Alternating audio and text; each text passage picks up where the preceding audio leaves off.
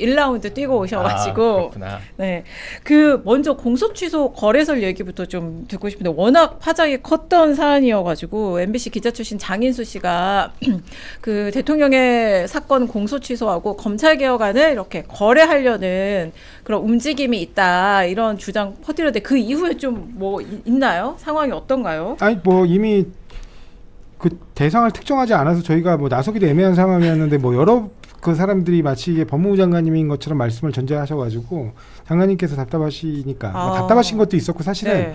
장관님이 약간 어떻게 보면 언론 플레인들리한 부분이 있으세요. 그래서 기자들이 이른바 도어 스태핑 딴다고 뻗치기 한다 그러잖아요. 네. 그러면 보통은 시간을 알려줍니다. 거기서 그렇게 뻗치기 하고 고생하지 말고 내가 시간을 공지해 줄 테니까 언제 나간다고. 왜냐면 언제 나가는지 모르고 계속 기다리니까. 그러니까 그날 자청한 게 아니고 이제 어떤 보도를 보니까 법무부 장관이 자청해서 기자들 앞에 섰다. 근데 그거 아니군요. 아닙니다. 예, 밑에서 그 기자 몇 분이 뭐 저기 그 기다립니다. 퇴근길 도어 스태핑을 따기 위해서 뭐 뻗치고 있다 이래가지고 뭐 그렇게 하고 있냐. 그냥 시간을 공지할 테니까 왜냐면 그때 이제 외부 일정이 있으셨어요. 네. 그래서 좀 일찍 나가야 되는 상황이어서 차라리 시간을 공지할 테니까 그때 와라. 그래서 그냥 시간을 공지한 거고요. 야 좋다. 기자들한테는 그럼 진짜 좋거든요. 왜냐하면 그런 사안 터지면 개별 취재 엄청 많이 하잖아요. 그러면 사실 장관 입장에서도 좀 불편함이 있고 또 미진하게 또 얘기하고 매체마다 다르게 나갈 수도 있고 또 기자들도 좀 뭐 취재하려면 경쟁 괜한 걸로 경쟁 붙는데 그렇게 딱 하면 깔끔하게 예, 뭐 이번이 처음이 아니에요. 장관님이 예전에도 도어 스태핑 할 때는 보통 도어 스태핑을 자처했다기보다 그렇게 기자분들 뭐 그때 말씀하신 것처럼 항소포기 때도 한번 하셨었잖아요. 네. 그때도 마찬가지로 기자들이 여기서 대기하고 있다고 하니까 그때는 좀 날도 추웠어요. 그래서 뭐 날 추운데 이렇게 뭐 고생하냐. 그냥 시간을 정확히 공지해 줄 테니까 그때 와서 그렇게 하면 된다 이렇게 말씀을 하셔서 이렇게 합니다. 그날도 이렇게 딱 정리가 된 거군요. 그리고 제가 이 건 관련해서 말씀을 드리고 싶은 건 말씀드리고 싶은 건 그때 이미 입장을 정확히 아직 본론을 시작 안 했다. 네, 하십시오. 입장을 정확히 밝히셨듯이 그러니까 뭐 본의 아니게 이제 본인으로 약간 특정되는 비슷한 상황들이 벌어져서 정확히 입장을 밝히셨듯이 전혀 사실이 아니고요. 그리고 제가 복수의 그 사람들에게 다 확인도 했고 그리고 제가 또 특히 장관님이 여러 이렇게 행사나 아니면 만남을 하실 때 배석도 많이 했고 근데 그 과정 전반에 걸쳐서 검사들하고의 어떤 자리에서 공소 취소란 네 글자를 언급해 보신 적이 없어요. 제가 알기로는. 그러니까 그 표현 자체를 잘 안 쓰는 분이다. 네, 원래 안 써요.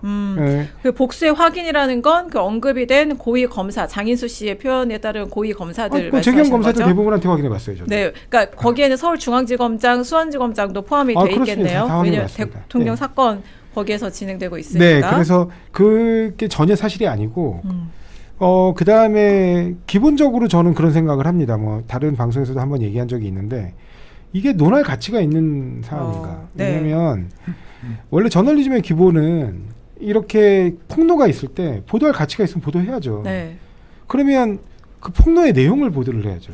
그래서 지금 다른 언론들이 다 확인 막 했잖아요. 법무부에. 대상자가 누구냐를 특정해줘야죠. 네, 검사장한테 확인하고. 근데 아니 제보자까지 공개해달라고 하지 않는다니까요. 그렇죠. 제보자를 말하는 게 근데 제가 아니죠. 말씀드리는 건 뭐냐면 그 부적절한 행위를 했다는 고위공직자조차 공개하지 않는 거는 결국에는 이 정부가 스스로 자정작용을 하기도 어렵게 하고 오히려 이 정부의 신뢰도만 떨어뜨리는 꼴이잖아요. 그거는 정말 말 그대로 음모론이죠. 법무부 장관이 그때 해명을 사실상 이제 본인으로 특정이 되니까 뭐 설명을 하긴 했는데 그 이후로 장인수 씨가 그게 법무부 장관이다 아니다도 지금 얘기를 안 했고. 그러니까요. 근데 그 이제 서울중앙지검장, 수원지검장 포함해서 이제 그 검사장급으로 짐작이 됐는데 고위 검사들이 확인하셨다고 했잖아요. 근데 이런 얘기도 있어. 아니 그 얘기 들어도 제가 들었는데 그때 얘기하셨잖아. 이렇게 얘기하기는 어렵지 않겠냐. 그런 얘기도 있는데 확실히 그들은 너무 황당하다 이런 그런 반응이었나요? 그럼 당연하죠, 그거는.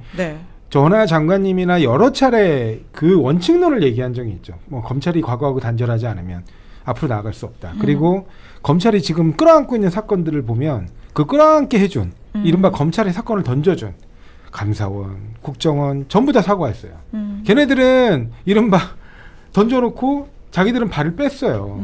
근데 왜 우리만 그 사건을 끌어안고 있냐. 이 부분도 참 우리가 한번 되짚어볼 부분이다라는 얘기들은 많이 하지만 뭐 그거와 관련해 가지고 사건이나 아니면 특정 사건과 정책을 뭐 연계한다거나 저는 이게 가능한 일인지도 의문이고 그런 비슷한 얘기도 해본 적이 없습니다. 근데 그 장인수 씨 주장 중에 제일 황당했던 것은 검찰은 이미 임기 말에 이재명 대통령 임기 말 혹은 뭐 다음 정권 초에 이재명 대통령을 털 생각을 하고 있다. 죄목도 생각을 해놨다. 이건 장인수 씨 표현이에요. 인용을 하면 그러니까 직권남용 생각을 이미 죄명도 생각을 해놓고 있다. 아니, 수사 개시권이 없는데 어떻게 텁니까?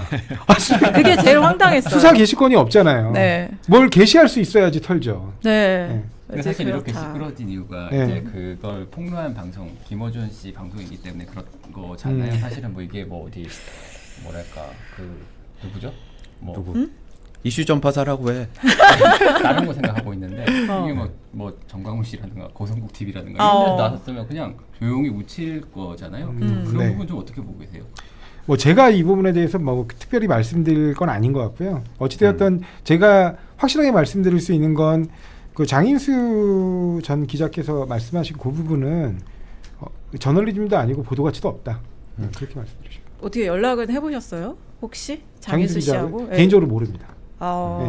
연락처를 갖고 있지도 않고요. 장인수 씨나 이제 봉지욱 씨나 이분들이 이제 다 전직 기자 출신이고 유튜브를 하고 있고 검찰 문제에 굉장히 강경하게 주장을 하는 분들이잖아요. 특히 그 대장동 사건 항소 포기 때 굉장히 이거 항소 포기한 게 뭐가 문제냐. 대장동 사건은 검찰이 이렇게 조작한 증거도 많이 드러났고 굉장히 이제 설파를 대통령 입장에서도 했던 스피커들 중에 하나잖아요.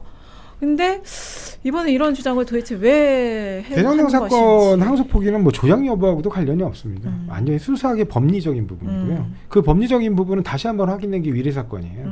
위례 사건과 대장동의 그 무죄 부분.